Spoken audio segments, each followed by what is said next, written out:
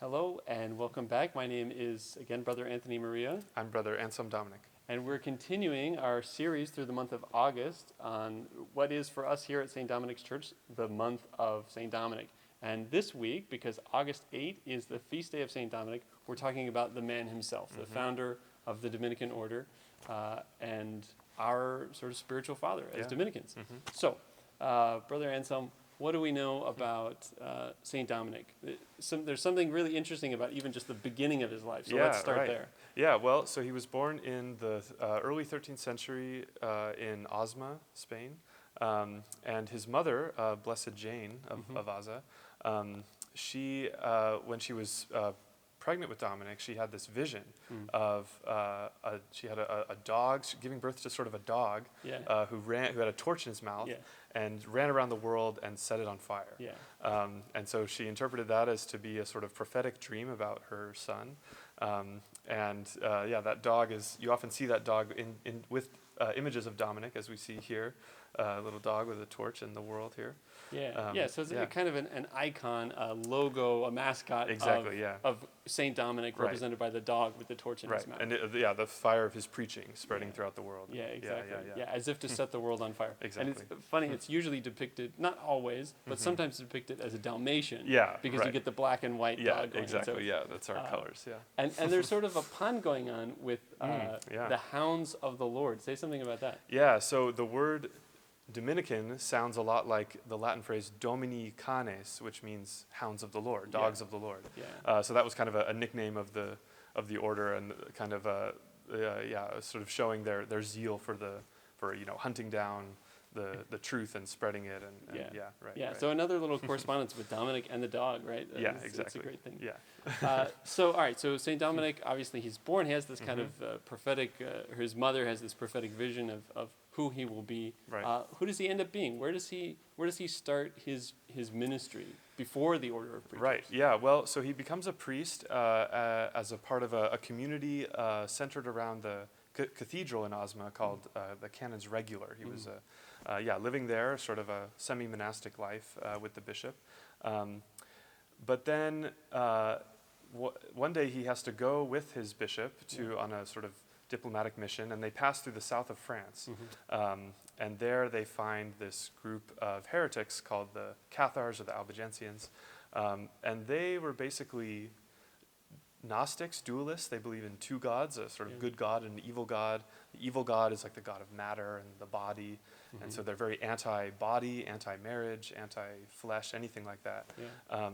And St. Dominic was really affected by his encounter with them. And he basically decided to devote the rest of his life and his ministry to preaching to people like that and to converting them and to spreading the true faith again. So the Cathars, or the Albigensians as they're known, they claimed to be Christians in a sense, right? They claimed to be followers of Jesus, but their beliefs were very strange. So almost more like we've talked about before, almost more like Buddhism, right? There's something going on there of kind of detaching from the world, the material world completely, trying to kind of escape the material world, and really even starving themselves to death. It was things like that they would do. And so when Dominic is confronting this heresy, it's not just squabbling over little disagreements. I mean, this was something that was really troubling the area and causing a lot of problems. Yeah, that's absolutely right. So he goes with Bishop Diego there to the south of France. He meets this group, this sort of extremist group. And in particular, I think in one of his trips there, he spends the whole night with the innkeeper. How does that go? So in the inn that he and the bishop were staying at, he met this innkeeper who was one of these Cathars. And so St. Dominic, he spent the whole night awake talking with this innkeeper to discuss his beliefs, and at the end of the night he converted the innkeeper. Which I love that story so much, because I think we all can kind of relate to sometimes those best conversations are those late night conversations where just like things don't stop and you're just going back and forth. And so I can imagine St. Dominic there with the innkeeper and the two of them just talking all night long and finally converting him by morning. So that's a great story. I love that. So so now that he has this mission, right, he wants to sort of preach the truth. He realizes that there's a great need for preaching and teaching. And so what does St. Dominic do about that? Yeah, well, he spends some time sort of preaching by himself at first, but that sort of doesn't go very well, and he realizes that this is bigger than just him. And so he decides basically to found a new religious community that's devoted precisely to that mission of preaching. And he begins not with friars, but with the sisters. That's right. Yeah. So, yeah, he knew he had this deep faith in the necessity of prayer for work like this, for preaching. And so before he even founded the friars who would be doing really the work of preaching, he forms a community of contemplative nuns in order to support that work with their prayers. Yeah.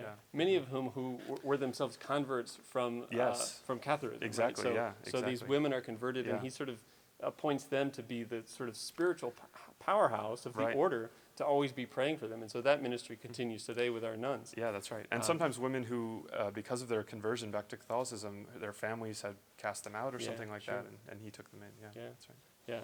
Yeah. So then obviously going from founding the sisters to gathering a group of friars. Right. And one of the interesting things is that, again, normally I think people imagined at that time religious life as staying together, staying in one place. But very early on, during his own lifetime, he's sending them out almost immediately. Right. Yeah, there's a lot of ways that what St. Dominic did was really unprecedented at the time, and that's one of the main ones, yeah. So anything particular about St. Dominic, his virtue, his life, that you personally find really inspiring?